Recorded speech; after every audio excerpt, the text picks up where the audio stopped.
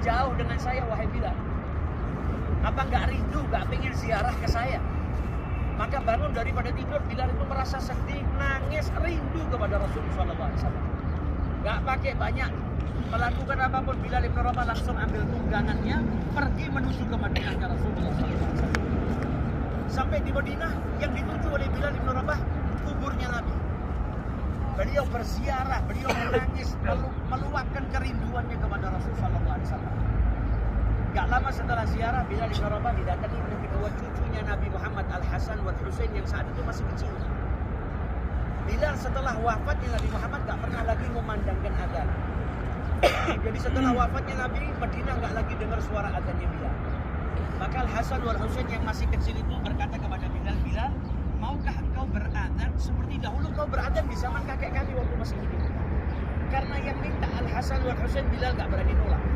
Maka Bilal naik ke atas masjid, ke tempat yang beliau dahulu biasa mengumandangkan azan. Maka Bilal kemudian mengumandangkan azan, Allahu Akbar, Allahu Akbar. Mendengar suara Bilal, satu Madinah itu goncang dan menangis semua. Sampai pada kalimat asyhadu anna Muhammadar Rasulullah, ketika menyebut nama Muhammad dan Rasulullah, Bilal nangis.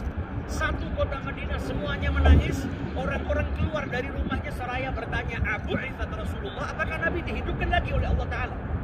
Karena ini suara tidak kami dengar lagi setelah wafatnya Nabi. Ini suara dahulu kami dengarkan di zaman hidupnya Nabi. Kok tiba-tiba hari ini terdengar lagi? Apakah Nabi kembali diutus oleh Allah Subhanahu wa Ta'ala? Kenapa mereka semua nangis? Mereka semua menangis karena teringat dengan masa hidupnya Nabi Muhammad. Dulu biasanya kalau dengar suara adzan ini, kita ke masjid ketemu sama Nabi. Hari ini Nabi sudah nggak ada. Ketika mereka teringat dengan Nabi Muhammad, mereka semua menangis karena apa? Rasa cintanya yang dalam kepada Rasulullah SAW. Nah, ayo kita gunakan waktu kita yang singkat di kota Madinah ini untuk terus berusaha agar kita pulang dari kota Madinah tambah cinta dengan Nabi. Cinta dengan Nabi Muhammad, buktinya dengan apa? Tentunya dengan meneladani Nabi Muhammad. Di sini kita sudah berjuang, nggak sholat kecuali berjamaah, pulang usahakan dilanjutkan.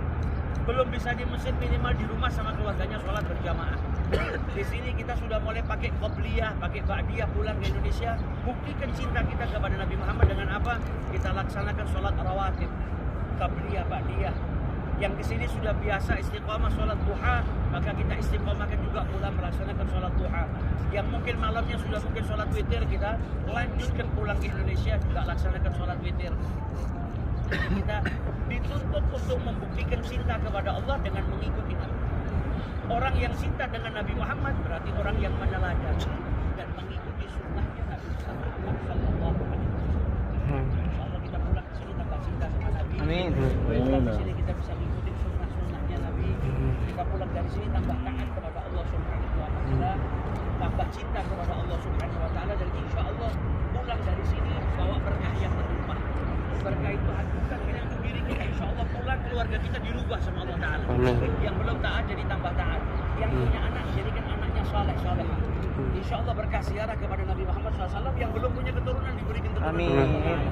Dan harta yang kita keluarkan di jalan Allah ini semoga diberikan keberkahan oleh Allah Subhanahu Wa Ta'ala. Jadikan harta kita tambah berkah oleh Allah Ta'ala. Jadikan pekerjaan kita diberkahi oleh Allah Ta'ala. Diberikan rezeki yang banyak, arzakan katsiran min ghairi ta'abin wala masyaqah. Amin. Insya Allah semua hajat-hajat kita dikabulkan oleh Allah Subhanahu Wa Ta'ala. Bagi yang laki-laki, kemarin waktu di Jakarta sudah saya sempat sebutkan yang di amalan yang diberikan oleh para ulama kita, yang disebutkan oleh Sayyid Abdullah Sirajuddin Al-Husaini dalam kitabnya Muhammad Rasulullah, ketika berziarah ke makamnya Nabi Muhammad, baca ayat innallaha wa malaikatahu yusholluna 'alan nabi ya ayyuhalladzina amanu shallu 'alaihi wa sallimu taslima, kemudian shalawat 70 kali. Kata beliau, insyaallah orang yang mengamalkan ini hajatnya enggak ditolak oleh Allah Ta'ala. Amin, amin. Nabi Muhammad SAW. Bagi para wanita mungkin enggak segampang yang laki-laki untuk masuk ke makamnya Nabi. Terus caranya bagaimana? Berhenti di depan Qubatul Hadrah, tempat masuk ke makamnya Nabi. Kalau perempuan kan susah, nggak bisa. Tapi kan bisa berdiri di pelataran masjid, menghadap ke Qubatul Hadrah, pas di hadapan makamnya Nabi. Amal dari itu. Punya hajat apa? Pengen punya anak? Hajatnya satu, berhenti di situ. Innallaha wa malaikatahu yusholluna 'alan nabi ya ayyuhalladzina amanu shallu 'alaihi wa sallimu taslima. Baca shalawat. Yang punya pekerjaan mungkin belum lancar hajatnya, pengen kerjaannya lancar. baca di sini. Jadi di waktu luang bisa mampir sebentar ke depan makamnya Rasulullah SAW dan kita amalkan. Maka insya Allah hajat-hajat kita dikabulkan oleh Allah Taala dan semua doa-doa kita diijabahi oleh Allah Subhanahu wa Ta'ala. Kurang lebihnya mohon maaf karena kita nggak bisa bikin pengajian seluasa di Indonesia. Tapi alhamdulillah malam hari ini kita semuanya jamaah Al-Zahra, jamaah Umrah Akbar Majelis Az-Zahir malam hari ini diundang makan di kebun kurma bersama dengan Syekh Aun. Sholat Isya berjamaah nanti di sini. Setelah itu nanti akan dikabarkan dikumpulkan di mana, kita berkumpul di mana.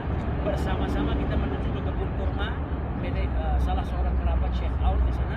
Di sana kita diundang makan dan bisa sholawatan bareng-bareng. Dan insya Allah bisa dengar nasihat sepatah dua patah kalimat.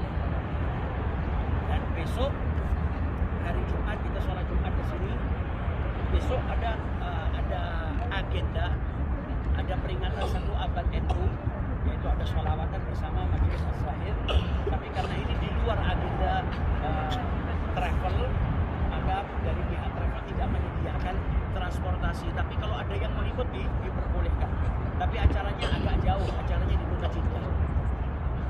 Acaranya di Kota Jeddah, acara dalam rangka 1 abad NU. Kalau yang nggak mau ikut gimana? Kalau yang nggak mau ikut bisa menggunakan waktunya dimaksimalkan mungkin karena besok hari Jumat, harinya sholawat. Mungkin Jumat ba'dal asar bisa ziarah lagi ke makamnya Rasulullah SAW dari depan dan menggunakan waktunya untuk memperbanyak bersolawat kepada Rasulullah SAW. Nanti insya Allah hari Sabtu kita berjumpa kembali. Hari Sabtu kita ada agenda seperti tadi, nanti kita tentukan tempatnya di mana biar lebih enak. Dan juga masih ada 1 agenda lagi, kita ke Jabal Mahnet.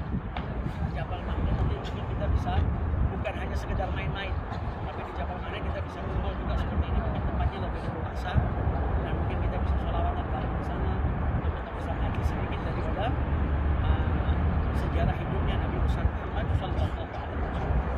Nah, di waktu-waktu luang kita gunakan untuk memperbanyak beribadah, memperbanyak bersalawat, memperbanyak berzikir kepada Allah Subhanahu wa Ta'ala.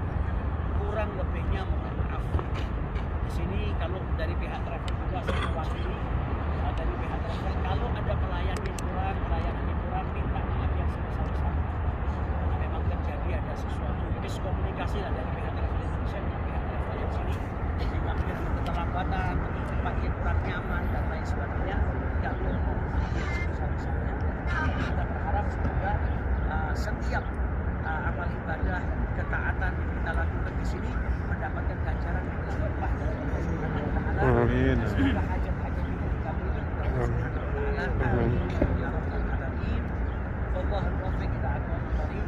Assalamualaikum warahmatullahi wabarakatuh.